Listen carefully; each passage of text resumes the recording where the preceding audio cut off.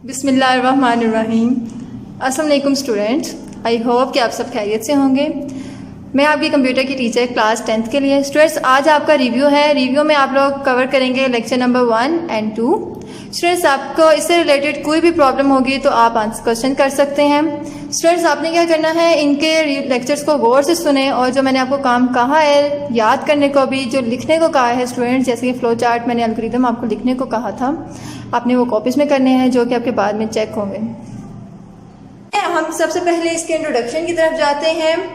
Problem solving होता क्या है स्टूडेंट? हम डेली लाइफ में बहुत सारी प्रॉब्लम्स देखते हैं, ठीक है, हम उनको सॉल्व करते हैं। जैसे कि एक सिंपल सी एग्जांपल मैं आपकी लूँ तो वो क्या होती है कि अगर मैं आपसे ये कहूँ कि आपने पानी पीना है तो आप क्या करेंगे, जाएंगे वह ग्लास को फिल करेंगे और फिर देन उसको ड्रिंक करेंगे, ठीक है। आपने क्या किया, एक प्रॉब्लम छोटी सी आपके डेली लाइफ की आपने सॉल्व की। इसी तरह अगर कंप्यूटर की फील्ड में बात करें, प्रॉब्लम क्या होती है, प्रॉब्लम सॉल्विंग में क्या किया जाता है, तो आपके पास अगर एक सॉफ्टवेयर आता है, जस्ट मैं कहूँ कि आपको एक सॉफ्टवेयर आता है जिसमें आपने कोई काम करना है, उस प्रॉब्लम को अगर सॉफ्टवेयर को हम सॉल्व करते हैं तो वो भी क्या है, एक प्रॉब्लम सॉल्विंग। इसके बाद अगर हम जो पर्सन प्रॉब्लम्स को सॉल्व करता है, जो सॉफ्टवेयर बनाता है, वो प्रोग्रामर होता है जो उन लैंग्वेजेस में काम करता है, और जो पर्सन अच्छी तरह उन प्रॉब्लम्स को सॉल्व कर लेता है वो प्रॉब्लम सॉल्वर होता है। स्टूडेंट, हम अपने इंट्रोडक्शन की तरफ आते हैं। इंट्रोडक्शन में क्या है, आपके पास सबसे पहले प्रॉब्लम आइडेंटिफिकेशन।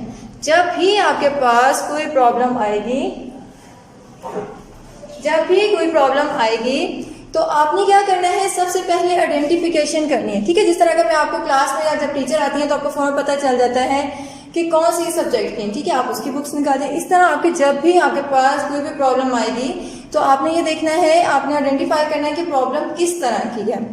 उसके बाद नेक्स्ट आपके पास आता है स्पेसिफाई रिक्वायरमेंट। अब देखें, जो आपने प्रॉब्लम आइडेंटिफाई की तो आपने देखना है उसकी रिक्वायरमेंट्स क्या थी, यानी आप उसके ऊपर क्या क्या इम्प्लीमेंट कर सकते थे। नेक्स्ट आपके पास आता है एनालाइज द प्रॉब्लम। आपकी प्रॉब्लम में अच्छी तरह उसको स्पेसिफाई किया हमने, स्पेसिफाई करने के बाद उसको एनालाइज कर रहे हैं कि आपकी प्रॉब्लम में क्या क्या काम हो सकता है। उसके बाद नेक्स्ट आपके पास आता है design algorithm and draft flow chart, ठीक है। आपके पास डिजाइन एल्गोरिथम क्या होता है, स्टेप बाय स्टेप प्रोसीजर, ठीक है। एनालाइज में तो हमने पूरा देख लिया कि आपके प्रॉब्लम में क्या चीज होनी चाहिए। डिजाइन मीन आप स्टेप बाय स्टेप उसको राइट करते हैं कि आपकी इनपुट क्या होगी, प्रोसेसिंग क्या होगी, फर्दर उसके अंदर आप क्या स्टेप कर सकते हैं, और लास्ट में आप क्या करेंगे, आपका जो एक गोल है, रिजल्ट है, वो मिल रहा है। उसके बाद हमने देखा है ड्रॉ अ फ्लो चार्ट भी इसके साथ है, ठीक है। ड्रॉ फ्लो चार्ट में क्या होता है, मोस्टली जो एल्गोरिथम है वो नॉर्मल इंग्लिश लैंग्वेज में होता है। अब सम टाइम क्या होता है, कुछ लोग ग्राफिकली चीज को ज्यादा अच्छी तरह अंडरस्टैंड करते हैं, तो आप क्या करते हैं, नीचे ड्रॉ फ्लो चार्ट की आपको हेडिंग नजर आ रही है स्टूडेंट्स, इसमें आप ग्राफिकल शेप्स लेकर उसको रिप्रेजेंट करते हैं, जिसमें हर शेप्स का इनपुट आउटपुट प्रोसेसिंग का डिफरेंट सिंबल्स होते हैं, जिसकी वजह से हम उसको शो करते हैं। सर, यहाँ के बाद जब हमने एल्गोरिथम बना लिया, फ्लो चार्ट बना लिया, नेक्स्ट हम अपने स्टेप की तरफ मूव करते हैं, write the program. Write the program क्या होता है, हम एक लैंग्वेज डिसाइड करते हैं जिसके अंदर हम प्रोग्राम को राइट करते हैं। हर प्रोग्रामिंग लैंग्वेज के डिफरेंट रूल्स और रेगुलेशंस होते हैं जिनको हम फॉलो करते हैं, उनको फॉलो किए बगैर हम प्रोग्राम राइट नहीं कर सकते। और नॉर्मली हम जो प्रोग्राम राइट करते हैं उसको हम क्या कह देते हैं, कोड भी कह देते हैं, और साथ हम उसको क्या कह देते हैं, कोडिंग। स्टूडेंट, जब हम प्रोग्राम राइट कर लेते हैं, मोस्टली क्या होता है, समटाइम हमारा प्रोग्राम एक्यूरेट रिजल्ट दे देता है, लेकिन अगर हमारा प्रोग्राम कुछ, जब हम उसको टेस्ट करते हैं, देखिए आपने क्या किया, नेक्स्ट स्टेप आपका आता है test and debug the program. आपका टेस्ट करने का मतलब ये है कि आपने जब भी नॉर्मल कोई लाइफ में प्रॉब्लम आती है, आप उसको चेक करते हैं ना कि आपकी, जैसा कि मैं कहूँ कि आपने 2 वैल्यूज को ऐड करना है, उसका आंसर 5 आना चाहिए, तो आप डिफरेंट वैल्यूज को भी ले सकते हैं। आप उसको टेस्ट करेंगे कि आपने जो इम्प्लीमेंट किया है वो सही है कि नहीं, ठीक है। अगर आपका आंसर आ गया तो वो तो ठीक है, लेकिन अगर आपका आंसर नहीं आता, डिबग द प्रोग्राम, ठीक है। टेस्ट का मतलब होता है यहाँ पर उसको चेक किया जो आपने प्रोग्राम किया है, नेक्स्ट आपको होता है डिबग, यानी अगर कंप्यूटर में हम टेस्ट करते हैं, कोई मिस्टेक्स आ जाती हैं तो उसको हम कहते हैं बग्स, ठीक है। बग्स के बाद डिबग्स आता है। डिबग्स का मतलब होता है जो एरर्स आए हैं ना, बग्स मोस्टली क्या होते हैं, एरर को ही हम कहते हैं, ठीक है। जो एरर आ गए टेस्ट करने के बाद उनको डिबग करना है। डिबग मीन उन एरर को फाइंड करें और देन आप उसको क्या करेंगे, रिमूव कर देंगे। ठीक है, जब आपका टेस्ट हो गया, आपने एरर्स रिमूव कर दिए, देन हम नेक्स्ट स्टेप की तरफ जाते हैं, वो है इम्प्लीमेंट द प्रोग्राम। ठीक है, अब आपने लेट्स सपोज एक सॉफ्टवेयर जिसने आपको दिया हुआ था, आपने क्या किया, अब वो इम्प्लीमेंट कर दिया आपने प्रोग्राम। ठीक है, अब जाहिर सी बात है वो एक्यूरेट वर्किंग पे काम कर रहा था, तो आप उसको दे देंगे, यानी कि वो आपका वो काम प्रोग्राम जो है वो चलना शुरू हो जाएगा सॉफ्टवेयर। ठीक है, नेक्स्ट आपके पास आता है maintain and update the programme.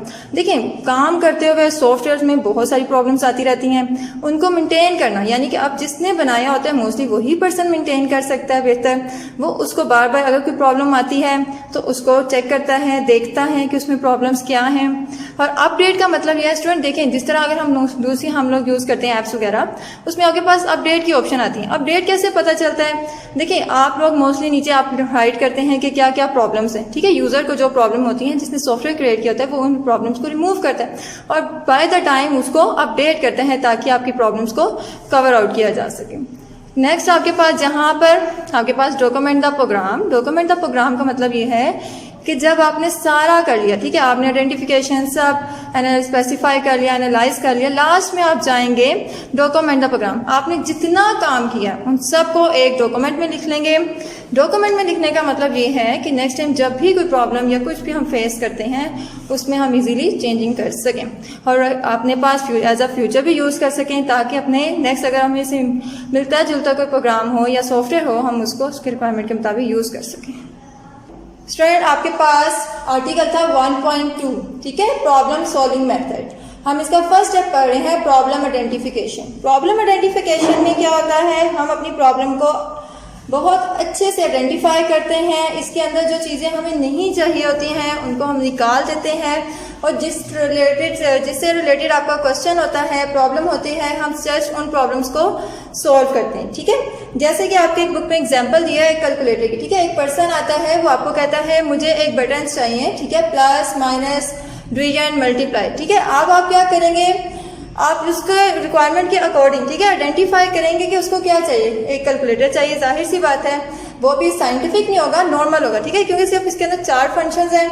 अगर आप लोग क्या करेंगे, एक्स्ट्रा फंक्शन यूज करेंगे, तो एक्स्ट्रा फंक्शन यूज करने से क्या होगा, सिर्फ आपका टाइम वेस्ट होगा।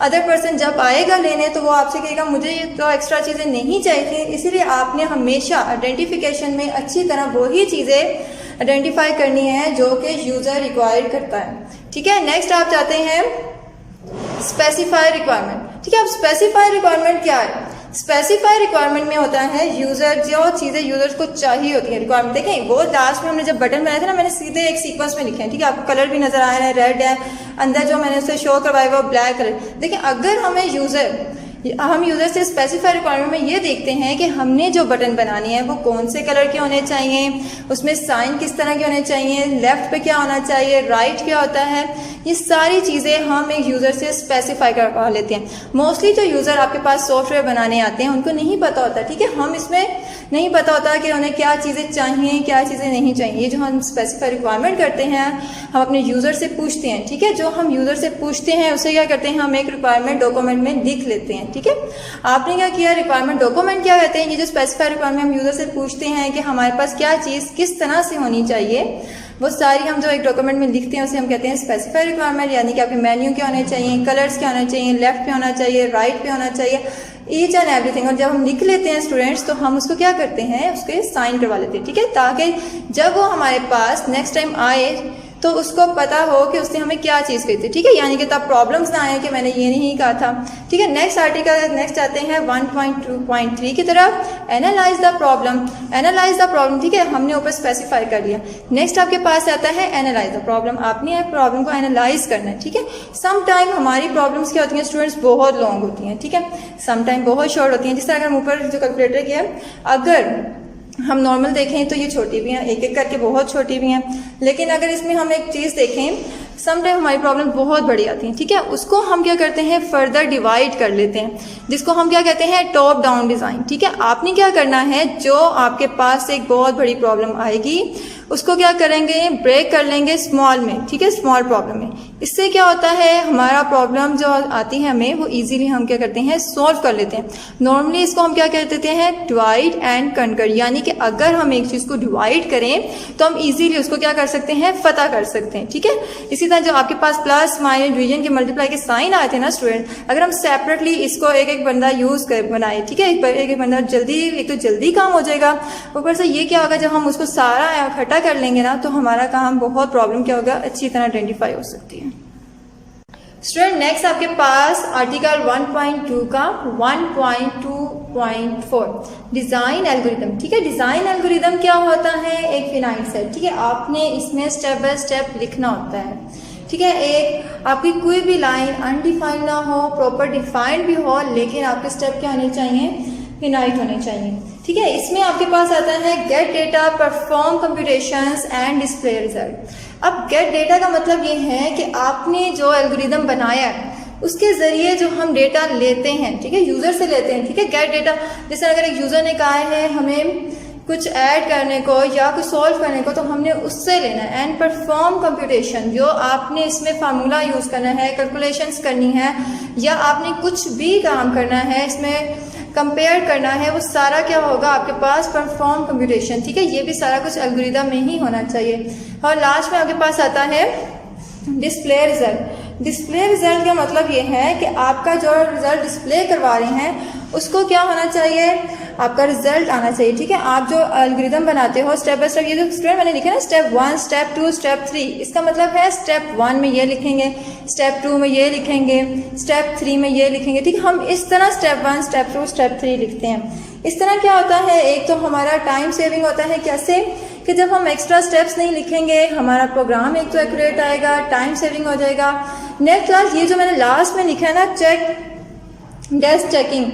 डेस्क चेकिंग क्या होता है स्टूडेंट्स, लास्ट में ये जो लिखा है डेस्क चेकिंग, डेस्क चेकिंग क्या होता है, ठीक है। डेस्क चेकिंग क्या होता है, जो आपने क्या बनाया होता है, एल्गोरिथम बनाते हैं, ठीक है। एल्गोरिथम हमारी रिक्वायरमेंट के मुताबिक है कि नहीं। जैसे आपके पास प्रोग्राम की डेफिनेशन है, a set of instruction given to computer to solve a specific problem, ठीक है। आपने क्या करना है, यहाँ पे चेक करना है जो हमें रिक्वायरमेंट चाहिए वो एल्गोरिथम में एक्सप्लेन की गई है कि नहीं, यानी कि जो इनपुट चाहिए, आपके पास परफॉर्मिंग चाहिए, प्रोसीजर चाहिए, या आपका रिजल्ट होना चाहिए, क्या वो हमें दिया जा रहा है, वो हम सारा चेक करते हैं किसमें, डेस्क चेकिंग में। स्टूडेंट इसी तरह हम मूव आउट होते हैं अपने नेक्स्ट, ठीक है। ये आपके पास डिजाइन एल्गोरिथम के बाद ही आपके पास टॉपिक आता है draw flow chart. Draw flow chart क्यों हम यूज करते हैं, मोस्टली क्या होता है स्टूडेंट, यहाँ पे देखिए हमने step by step English normal language में लिखा, जिसमें हमने स्टेप बाय स्टेप बताया। यहाँ पे क्या करते हैं, हम उसको एज अ शेप रिप्रेजेंट करते हैं, ठीक है। एज अ शेप रिप्रेजेंट करने का फायदा ये होता है स्टूडेंट कि हम इजीली उसको ज़्यादा अच्छा अंडरस्टैंड कर सकते हैं। जैसे कि हमें पता है कि हमारे वर्ड से ज़्यादा हमारे जो शेप्स होती हैं वो ज़्यादा रिप्रेजेंट करती हैं। मोस्टली आप जाते हैं तो रोड में देखें ना, सिंबल साइन बोर्ड होते हैं, वो हमें ज़्यादा अच्छे अंडरस्टैंड होते हैं। कोई अनऑथोराइज है उसको ज़्यादा अंडरस्टैंड होते हैं इन शेप्स की मदद से, ठीक है। लास्ट में आपके पास आता है 1.2.5 write the program. Write the program क्या होता है, आपने प्रोग्राम को लैंग्वेज में राइट करना होता है, क्योंकि अब आपके एल्गोरिथम में आ गया जो कि आपको एक स्पेसिफिक रिजल्ट दे रहा है, फिर आपने उसको ड्रा भी कर लिया, ठीक है, आपने डिज़ाइन भी कर लिया। उसके बाद लास्ट में आपका आता है write the program. Write the program का मतलब ये है कि आपने क्या करना है, उसको किसी लैंग्वेज में कन्वर्ट करना है। हमारे पास बहुत सी लैंग्वेजेस आती हैं, उन लैंग्वेज का फ़ायदा ये होता है कि आपने क्या करना होता है, उसको कंप्यूटर में हम उसको यूज़ करते हुए सॉफ्टवेयर्स बनाते हैं, ठीक है। आपके पास यहाँ पे साइंटिक्स की हेडिंग भी होगी बुक में, ठीक है। साइंटिक्स क्या होता है, जो लैंग्वेज हम यूज़ करते हैं उनके रूल्स और रेगुलेशन, ठीक है, ग्रामेटिकल जो रूल्स होते हैं किसी भी लैंग्वेज के, वो हम क्या कहते हैं, इसके क्या है, साइंटिफिक। स्टूडेंट्स आपका टॉपिक इस तरह ये क्लियर हो गया। स्टूडेंट्स आप अब क्या करेंगे इससे रेलिवेंट, ठीक है। आपका आर्टिकल जो है 1.2 का, यहाँ से आपकी हेडिंग स्टार्ट हो गई थी आपका 1.2.5 तक, ठीक है। आपने इससे रेलिवेंट शॉर्ट क्वेश्चन आंसर याद करने हैं, ये सारे ही इंपॉर्टेंट है। और इससे ये जो लॉन्ग एज अ लॉन्ग भी बहुत इंपॉर्टेंट, ठीक है। आप लोगों ने इन्हें याद भी करना है और आपने इन्हें कॉपीज में राइट भी करना है। Okay, thank you. Solving students, हमने डिफरेंट स्टेप्स पढ़े थे प्रॉब्लम सॉल्विंग के, हम 5 तक पढ़ चुके थे, जिसमें हमने पढ़ा था problem identification, problem specify requirement, analyse the problem, design algorithm and draft flow chart, right the code. Students आज हम इसका स्टेप नंबर 6 पढ़ेंगे जिसका नाम है test and debug the program. Students अब ये टेस्ट जो वर्ड लिखा है इसका मीनिंग यहीं से स्टार्ट हो रहा है, थोड़ा सा अंडरस्टैंड हो रहा है। देखिए टेस्ट क्या होता है, जब हमने एक क्या किया उसको प्रोग्राम को बनाया, ठीक है, उसको हम अब टेस्ट करेंगे। ठीक है, आपने एल्गोरिदम या फ्लो चार्ट या उसकी कोडिंग कर ली, उसके बाद आपने क्या किया उसे टेस्ट किया। अब डिफरेंट वैल्यूज लगा के देखोगे कि आपने जो प्रोग्राम बनाया है या कोड बनाया है क्या आपको उसकी रिक्वायरमेंट के मुताबिक स्टूडेंट्स आउटपुट मिल रही है। ठीक है, मोस्टली क्या होता है जब हम टेस्ट करते हैं स्टार्टिंग में, जब हम स्टार्ट करते हैं प्रोग्राम को, उसको हम टेस्ट करते हैं तो स्टूडेंट उसके अंदर काफी एरर्स आ जाते हैं। ठीक है, उन एरर्स को हम क्या करते हैं, बग्स कहते हैं। ठीक है, आप ये बग वर्ड्स भी याद रखिए, जो बोर्ड है बोर्ड में अक्सर ये क्वेश्चन बग के नाम से आता है। ठीक है, एरर को वो बग, ठीक है, आपने याद रखना है बग्स क्या होते हैं। बग्स हम एरर को ही स्टूडेंट्स कहते हैं। अब स्टूडेंट्स वो जो बग्स आते हैं हम उनको रिमूव करते हैं। ठीक है, जाहिर सी बात है अगर तो हमारा प्रोग्राम एरर्स के साथ होगा तो वो कभी भी हमें एक्यूरेट रिजल्ट नहीं देगा जो हमें चाहिए होगा। ठीक है, जाहिर सी बात है वो प्रॉब्लम करेगा ना, आपका जो यूजर जो आपसे सॉफ्टवेयर बनाने वो सेटिस्फाई होगा। इसका मतलब ये है कि ये लाजमी है कि हमारे जो एरर्स आए हैं ताकि हम उनको रिमूव करें और अपनी रिक्वायरमेंट के मुताबिक या यूजर की रिक्वायरमेंट के मुताबिक जो हमें रिजल्ट चाहिए, जैसा हमें सॉफ्टवेयर चाहिए स्टूडेंट्स, उसके अकॉर्डिंग वो रिजल्ट दे। ठीक है, जो एरर्स होते हैं उसको हम क्या कहते हैं स्टूडेंट्स, बग्स कहते हैं। अब डीबग्स क्या होता है, to finding and removing the error, यानी कि आपने उन एरर्स को फाइंड भी करना है और रिमूव भी करना है, वो आपके पास क्या हो जाते हैं, डीबग। इस पूरे प्रोसेस को हम क्या देते हैं, डीबगिंग। ठीक है स्टूडेंट्स, अब देखें ये एरर सिर्फ एक टाइप के नहीं होते, बहुत टाइप के एरर्स होते हैं। ठीक है, यहाँ पर हम 3 टाइप्स के एरर्स पढ़ेंगे, syntax error, run time error and logic error. सबसे नंबर 1 पे सिंटैक्स एरर। ठीक है, syntax error occur when the program violates one or more grammatical rules of programming language.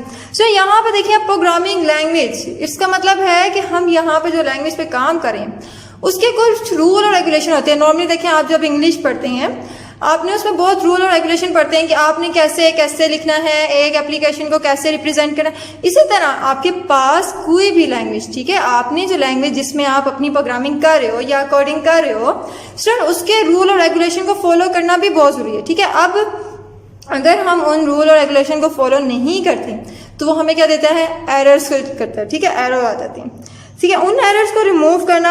अब वो एरर्स रिमूव कब होते हैं, हम काम तो कर देते हैं। ठीक है, वो जब हम कंपाइल कर देते हैं, आपने पढ़ा है ना ट्रांसलेटर, हमने ट्रांसलेटर पढ़े हुए हैं। ठीक है, हमने पढ़ा है कंपाइलर, इंटरप्रेटर।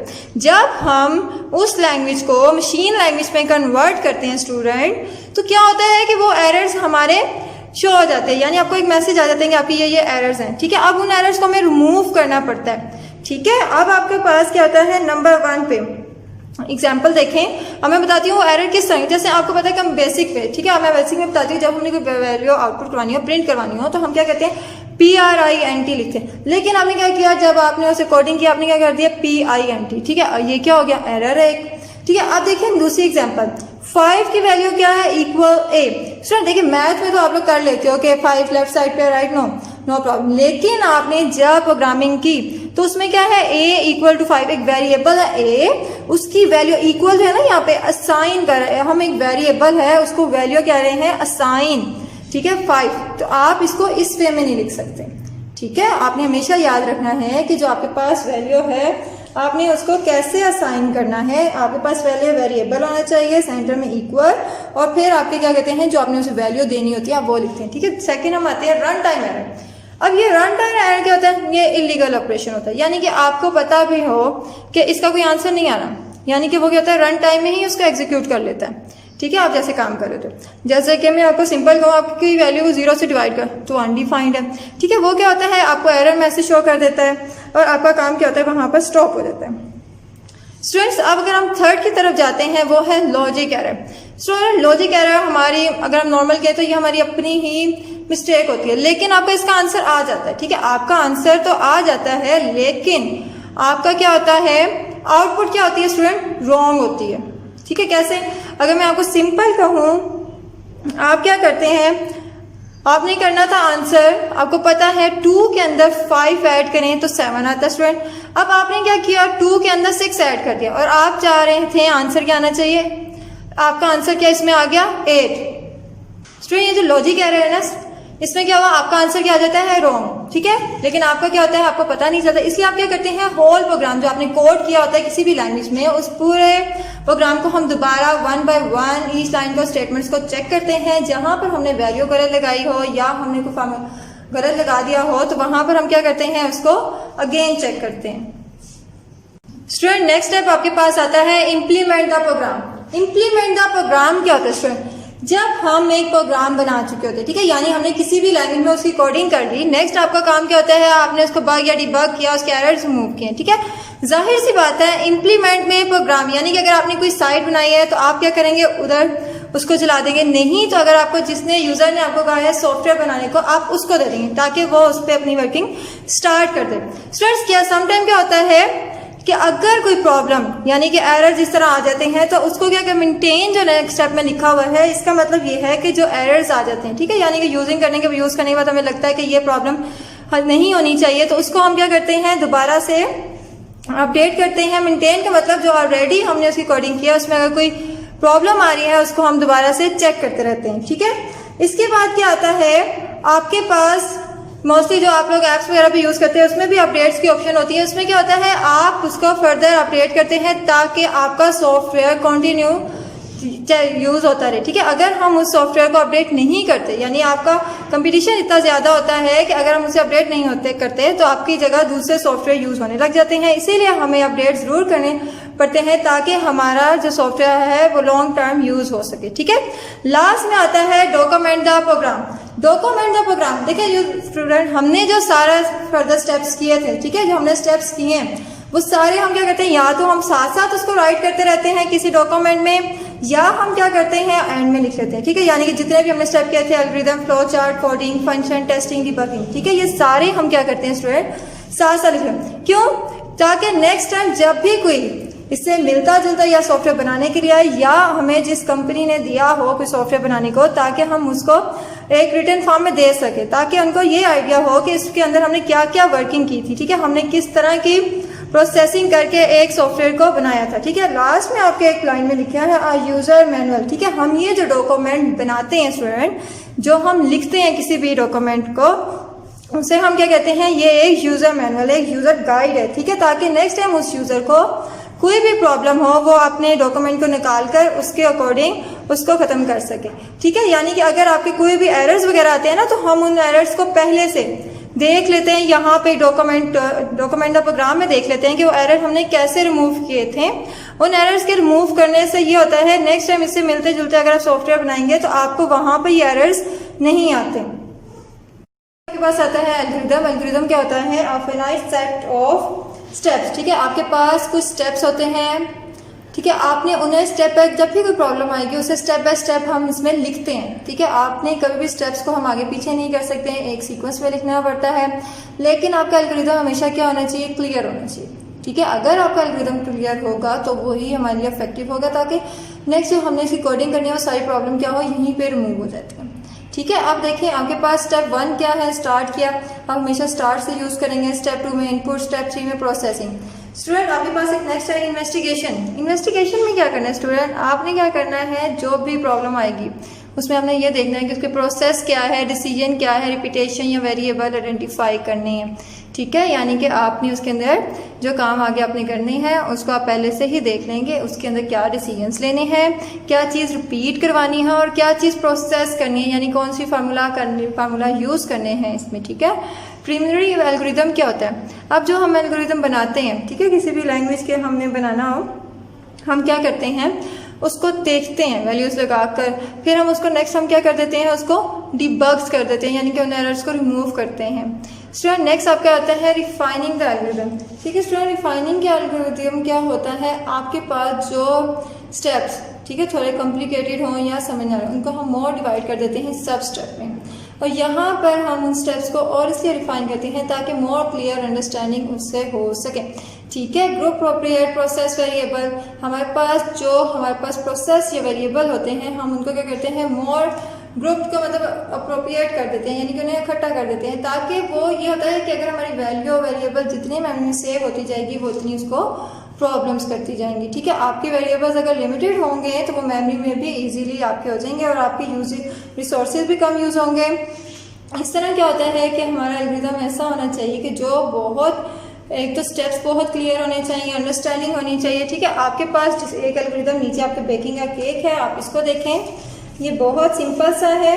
आपकी डेली बेसिस में आप जैसे केक बनाते हैं, स्टेप 1 में उसने लिखा है टेम्परेचर दे रहे हैं, स्टेप 2 में इंग्रेडिएंट्स ऐड करेंगे, स्टेप 3 में इंग्रेडिएंट्स को आप क्या करेंगे, बाउल में डालेंगे, स्टेप 4 में आप क्या करेंगे, पॉर कर देंगे किसी भी ट्रे या आप जिस बाउल में डाल रहे हैं, और स्टेप 5 में क्या करेंगे, ओवन। स्टेप 6 में देखें स्टूडेंट्स, वो कह रहा है रिपीट करने को। ठीक है, रिपीट, आपके रिपीट का मतलब अगर तो आप केक को चेक करेंगे, अगर नहीं बना होगा तो आप क्या करेंगे, उससे दोबारा चेक करेंगे, और अगर नहीं होगा तो दोबारा आप उसे कुक कर लेंगे। लास्ट 7 स्टेप में आएगा बिफोर कुकिंग, आप क्या करेंगे, ईटिंग से पहले उसे क्या कर लेंगे स्टूडेंट्स, कट कर लेंगे। स्टूडेंट नेक्स्ट आपके पास आता है एल्गोरिदम। ठीक है, आपने एल्गोरिदम के हमने टाइप्स पर यानी कि एल्गोरिदम के हम डेफिनेशन पढ़ चुके थे।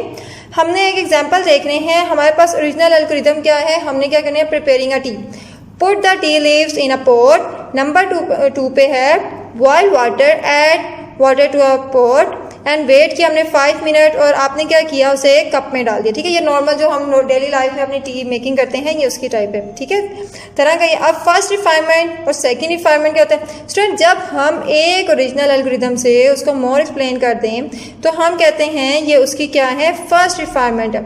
अगर हम उस फर्स्ट रिफाइनमेंट में से उसकी और मोर एक्सप्लेनेशन दे सकें या और मोर क्लियर कर सकें स्टेप, तो हम कहते हैं ये उसकी क्या है, सेकेंड रिफाइनमेंट है। जैसे put T leave in a pot, देखिए आपने कहीं से तो वो टी लीव्स लिए हैं ना, जो कि आपने पॉट में डाले हैं। अगर देखा जाए तो अगर इसको 1.1 हमने नाम, ठीक है ये 1 है, तो आगे हम क्या करेंगे 1.1, 1 box open a box of T. आपने क्या किया, एक बॉक्स का जो टी लिया, ठीक है, आपने बॉक्स टी लिया, फिर एक्सट्रैक्ट 1 स्पून, उसमें से 1 स्पून लिया, फिर आपने उसमें केटल में डाला और आपने क्लोज कर दिया। ठीक है, आगे इस तरह देखें, इसकी जो है वो आपको पता चल गया है, आपने फिल किया केटल वाटर को, बॉयल जो वाटर तभी होगा ना जब आप उसे फिल करेंगे। इसी तरह हम इसकी फर्दर एक्सप्लेनेशन करते रहते हैं, जहाँ हमें ज़रूरत नहीं होती स्टूडेंट वहाँ हम और एक्सप्लेनेशन नहीं देते। अब सेकेंड रिफाइनमेंट देखें, अब देखें ये आपने बॉक्स ओपन किया, अब आपने बॉक्स लिया कहाँ से, ठीक है, आप कैबिनेट से या शेल्फ से लेंगे, तो आपने उसको लिड रिमूव किया यानी कि उसका ढक्कन उतारा। ठीक है, ये सारी, ये 1 हो गया, ये उसके आगे मोर एक्सप्लेनेशन इसी की टी लीव्स की। ठीक है, हमने जो पॉट में डाली है इसकी 1 से लेकर 4 तक मोर एक्सप्लेनेशन है। आगे हम देखते हैं 1.1 की, 1.2 2 मोर एक्सप्लेनेशन है। ठीक है, ये होगी जो आपका पास ओरिजिनल होता है उसे हम कहते हैं ओरिजिनल एल्गोरिथम। ये आपके पास होती है फर्स्ट रिफाइनमेंट, और जब मोर एक्सप्लेनेशन करते हैं वो उसकी होती है सेकेंड रिफाइनमेंट। ठीक है स्टूडेंट, आपने ये वाली पेज नंबर 7 में जो आपको एक ओरिजिनल एल्गोरिथम का एक सैम्पल दिया है, एग्जाम्पल दिया है स्टूडेंट्स, आपने इसको ड्रा करें और आप इसकी रिफाइनमेंट्स को चेक करें। ठीक है, फर्स्ट रिफाइनमेंट में क्या क्या स्टेप्स आई हैं, सेकेंड रिफाइनमेंट में आपके मोर क्या स्टेप्स आई हैं, और जहाँ स्टूडेंट हमें ज़रूरत नहीं होती वहाँ पर हम उसको नहीं करते। स्टूडेंट नेक्स्ट आपके पास एग्जाम्पल नंबर 1 आती है, write an algorithm to find the sum of first 50 natural number. ठीक है, आपने क्या करना है, फर्स्ट 50 नेचुरल नंबर का क्या करना है, सम करना है। ठीक है, एल्गोरिथम देखते हैं हम इसकी। स्टूडेंट स्टार्ट में हमने क्या लिखा, बिगन। स्टूडेंट आप बिगन की जगह स्टार्ट भी लिख सकते हैं। ठीक है, आप बिगन लिखें या स्टार्ट लिखें। दूसरा देखिए, हमने 2 वेरिएबल असाइन करवाए हैं, sum equal to 0, n equal to 0। यहाँ पर हमने एक कंडीशन लगाई है, लूप चलाई है, डू वाइल। ठीक है, यहाँ पर हम इसका कंडीशन है, उसने कहा है कि आपके पास नेचुरल नंबर होने चाहिए। ठीक है, n is less than and equal to 50। इसका मतलब है एन की वैल्यू क्या हो, लेस देन भी हो और इक्वल टू 50, यानी कि आपने 50 तक नंबर देने हैं। ठीक है, फर्स्ट नेचुरल नंबर 1 से स्टार्ट होते हैं। स्टूडेंट आगे देखें, sum equal to sum plus 1, n equal to n plus 1। ठीक है, नेक्स्ट हमने कर दिया डू। स्टूडेंट मैं अब आपको वैल्यूज लगा के दिखाती हूँ कि आपने कैसे करना है। स्टूडेंट नेक्स्ट देखिए, आपके पास यहाँ पर देखिए सबसे पहले क्या हुआ, sum equal to sum plus 1। देखिए सम की वैल्यू क्या थी, 0, और एन की वैल्यू क्या थी, दोनों की वैल्यू 0 थी। इसका मतलब है सम की वैल्यू क्या हो गई, 0। इस तरह एन की वैल्यू देखिए 0 थी, एन की वैल्यू अब क्या हो गई, 1। ठीक है, आप ये दोबारा डू में चले गए। स्टूडेंट यहाँ जो डू वाइल है ना, ये हम आगे 3rd चैप्टर में पढ़ेंगे, लेकिन यहाँ पर इतना समझिए जब हमें एक कंडीशन को रिपीट करना पड़ता है, बार बार उसके अंदर कंडीशन चेक करनी पड़ती है और एडिंग करनी पड़ती है। उसके लिए हम क्या यूज़ करते हैं, डू वाइल। जैसे कि अगर मैं आपसे कहूँ कि 10 बॉल्स हैं, आपने 10 टाइम उसको 1-1 करके बॉल को लेके आना है, तो यानी कि आप 10 टाइम उसको क्या करेंगे, जाएंगे और लेके आएंगे, ठीक है।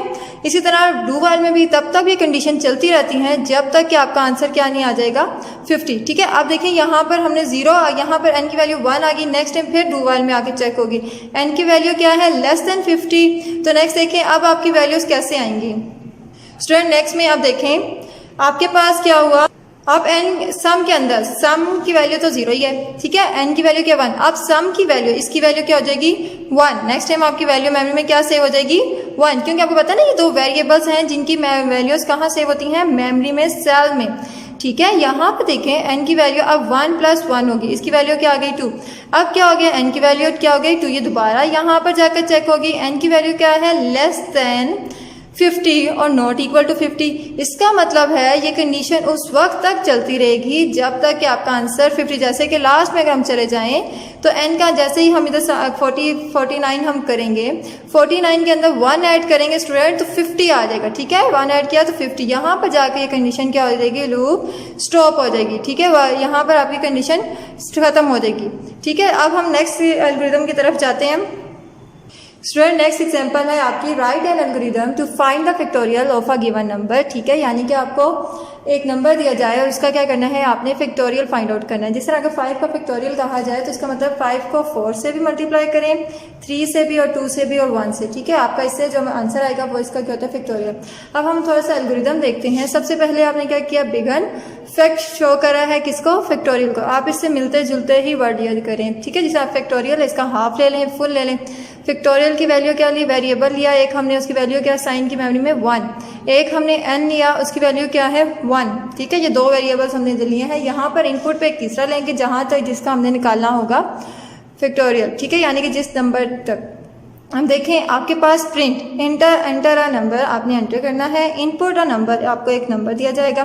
फॉर लूप स्टूडेंट, यहाँ पर लूप स्टार्ट हो गई, ठीक है। फॉर लूप n की वैल्यू क्या है 1 से 2 नंबर, जहाँ तक आपको वो कहा जाएगा कि आपका नंबर यहाँ तक होना चाहिए, ठीक है।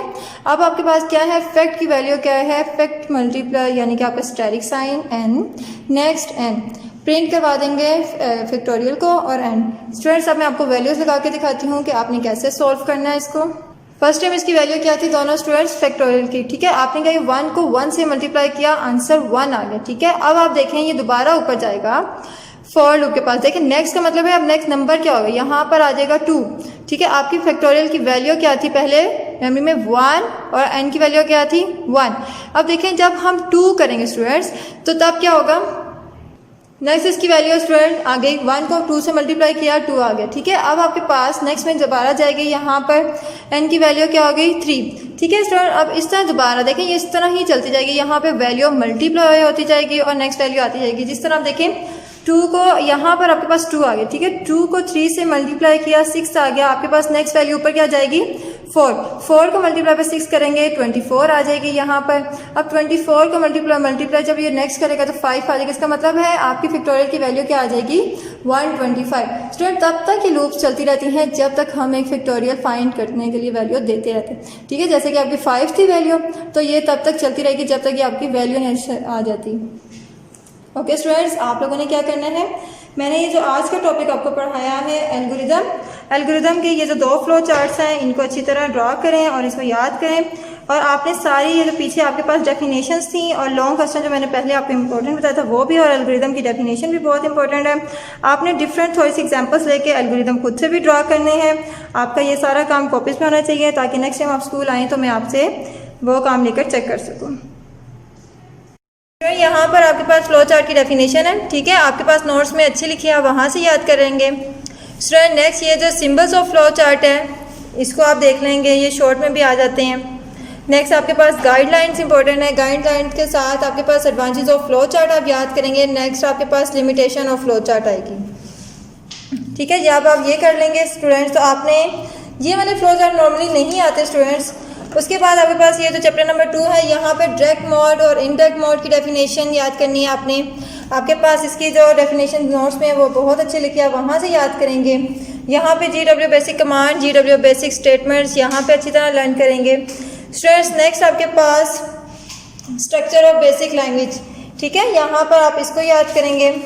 नेक्स्ट आपके पास इसमें से ऐसा कोई खास क्वेश्चन नहीं आता स्टूडेंट्स। नेक्स्ट आपके पास रिजर्व वर्ड्स आएंगे, वेरिएबल में लॉन्ग आएगा, वेरिएबल के ये जो आपके पास रूल्स हैं ये लॉन्ग और शॉर्ट दोनों में आ जाते हैं। नेक्स्ट आपके पास यहाँ तक आपका क्लियर हो गया स्टूडेंट, आपने इनको अच्छी तरह पढ़ना है, इनको याद करें और ओके, अल्लाह हाफिज़।